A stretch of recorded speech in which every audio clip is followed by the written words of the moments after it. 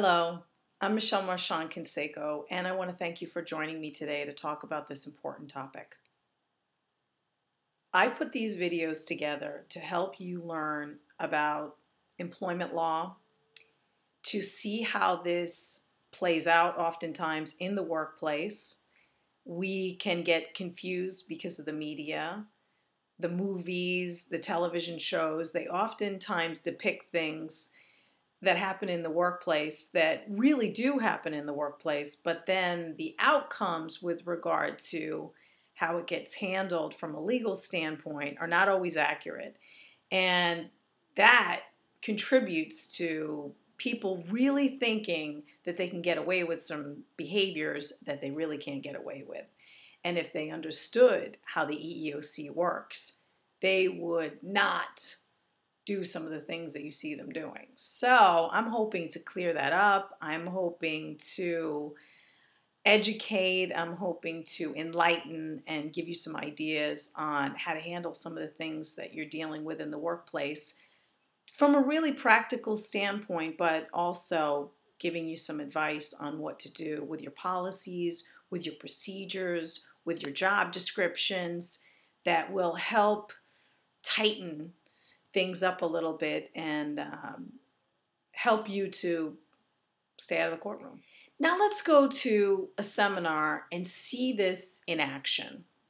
Training your managers and supervisors on this hopefully will help them partner with you so that they understand the seriousness of the fact that the employee doesn't even have to get an attorney, just makes the complaint to the EEOC, costs him nothing out of his own pocket, doesn't even have to have proof that it really happened, just make the accusation. In this program, the three-step process to deal with a sexual harassment incident, what we want to look at is from the money perspective. How much will it cost you if you're a manager, supervisor, human resource professional out of your own pocket for not knowing to ask the right questions? And what are the right questions? Well, how does the alleged victim perceive this incident?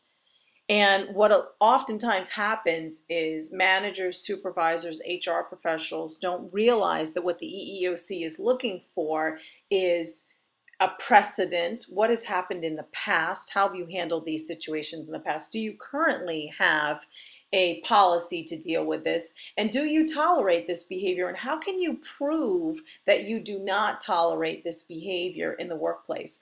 They often confuse this and think that the burden of proof is on the alleged victim or the person making the accusation. The 12,000 complaints that the EEOC is receiving, that's one of the things that they're going to be looking for, is the precedent. Is there a current policy? And then do you tolerate this behavior in that workplace? And yes, I did say 12,000 complaints on an annual basis.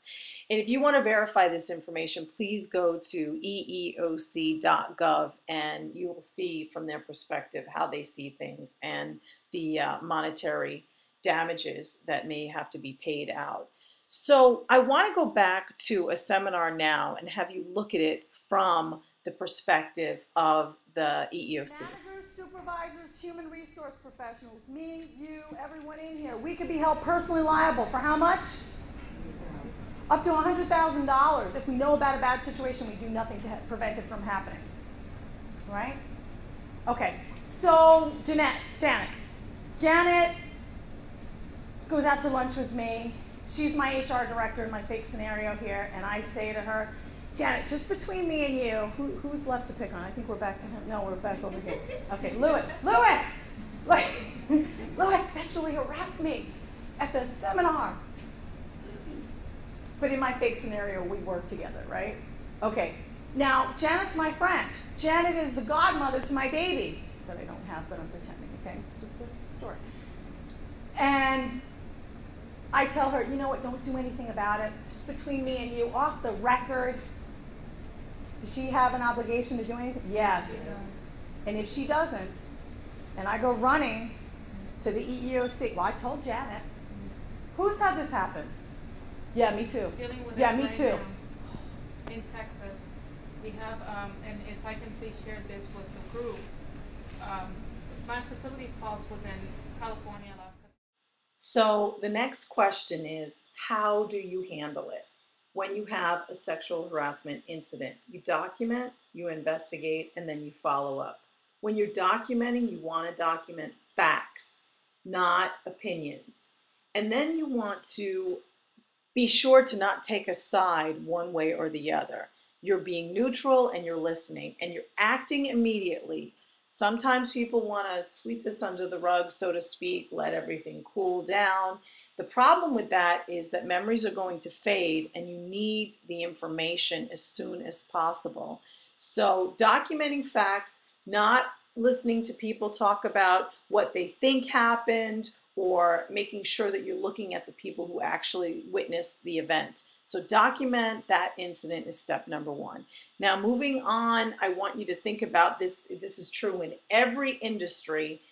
Employees oftentimes, when you're conducting this investigation, when you're documenting, when you're questioning them, will exaggerate, will embellish. So stick to the facts. Step number two is conduct that investigation. And then really important step number three, you want to follow up. Even if that means you're going to follow up with, I don't have any new information, but I just want to let you know where we're at, what we've done, and what we plan on doing in the future. So you want to look at the documenting, investigating, and then following up.